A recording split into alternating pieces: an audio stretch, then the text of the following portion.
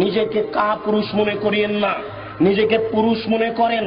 আপনি পুরুষ, বসে আছেন, স্ত্রী বাজার যাবে মানে আপনি বলেন কি 10টার সময় বাজারে ঢুকে বিকেল 3টায় ফিরে আসে, কত মানুষ তাকে ধাক্কা মেরেছে আপনি জানেন না? আপনি কি কাপুরুষ? আপনি কি আগাছা? আপনি কি কাপুরুষ? আপনি কি আগাছা? ওই যে বাজার পূর্ণ করেছে মেয়েটা, ওর কি বাপ নাই? ও কি অমুসলিমের মেয়ে? ও কি হিন্দুর মেয়ে? বলেন কি আপনি? হিন্দুর একটা বৈশিষ্ট্য আছে, কপালে টিপ দেয়, দেখেননি আপনি?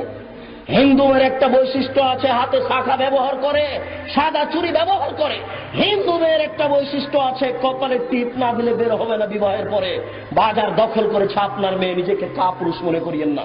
ঠিক আপনার জীবনে জন্ম দিতে পারলেই বাপ হওয়া যায় না, প্রসাব করাতে পারলেই মা হওয়া যায় না। পাগলিও বাচ্চা প্রসাব করাতে পারে, পাগলিও বাচ্চাকে দুধ পান করাতে পারে, পাগলও বাচ্চা জন্ম দিতে পারে।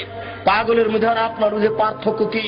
আপনার মেয়ে বাজারে যাবে না, আপনার মেয়েকে লক্ষ্য করে আল্লাহর নবী বলছেন, মনে হচ্ছে যেন তিনি দেখে দেখে বলছেন। আপনার মেয়েকে লক্ষ্য করে আল্লাহর নবী বলছেন, মনে হচ্ছে যেন তিনি আপনার মেয়েকে দেখে দেখে বলছেন। আল্লাহ রাসূল বলছেন, নেসাউন, মহিলা কাছে এতন, কাপড় পরে থাকবে, আর এতন উলঙ্গ। এই যে আপনার মেয়ে ফতোয়া গায়ে দিয়ে আছে, আপনি দেখেন না? চোখটা একটু নিচু হয় না? ছি ছি ছি, জন্ম দিতে পারলে পিতা হওয়া যায়। দুঃখিত, আপনার পরিবর্তনের জন্য এসেছি, মনে কিছু নিয়েন না। এই মাইকের আওয়াজ যতদূর পর্যন্ত যাচ্ছে, সকল দিনই ভাই বোনকে বলছি, উপস্থিত বৈঠকের মুসলিম বোন, আপনার লজ্জা কামনা করি, আপনার ইতস্তবোধ কামনা করি, আপনার লজ্জাবোধ কামনা করি। 24 ঘন্টার মধ্যে আপনি পোশাক পরিবর্তন করুন। আপনি সালোয়ার কামিজ বেক্সি চাদর পরুন।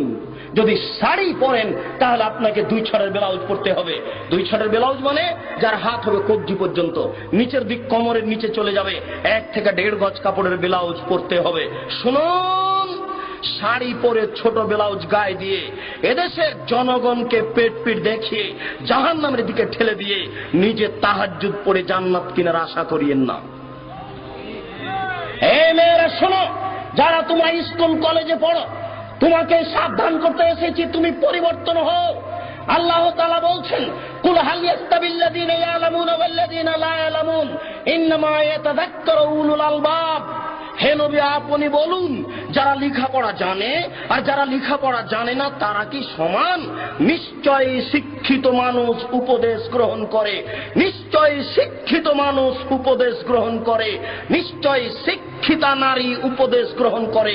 তোমাকে বলে যাচ্ছি, সকাল হতে হতে যদি তোমার পোশাক পরিবর্তন তুমি না করো তাহলে তুমি শিক্ষিতা নও।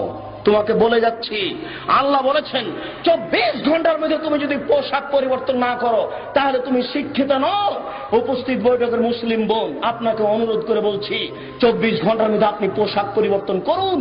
যদি আপনি না করেন তাহলে আপনি উপদেশ গ্রহণ করেন না, আল্লাহ আপনাকে শিক্ষিতা বলেন না, বরং আল্লাহ বলছেন, ওয়াকারনা ফি বুয়ুতিকুন্না ওয়ালা তাবাররাজনা তাবাররুজাল জাহিলিয়াতিল উলা। হে মুসলিম মহিলা, বন্যতার যুগে, বর্বরতার যুগে, অসভ্যতার যুগে নারীরা যেভাবে রাস্তাঘাটে ঘুরত প্রদর্শনী দিয়ে, তোমরা সেইভাবে ঘুরো না, বাড়িতে থাকো। যারা নগ্ন হয়ে চলে, যারা ফতোয়া গায়ে দেয়, যারা ছোট ব্লাউজ পরে, যারা মাথার চুলকে ছোট করে খাটো করে, যারা জিন্স কাপড়ের প্যান্ট পরে গেঞ্জি গায়ে দিয়ে উলঙ্গ হয়ে জাতির সামনে ঘুরে, এরা শিক্ষিতা নয়।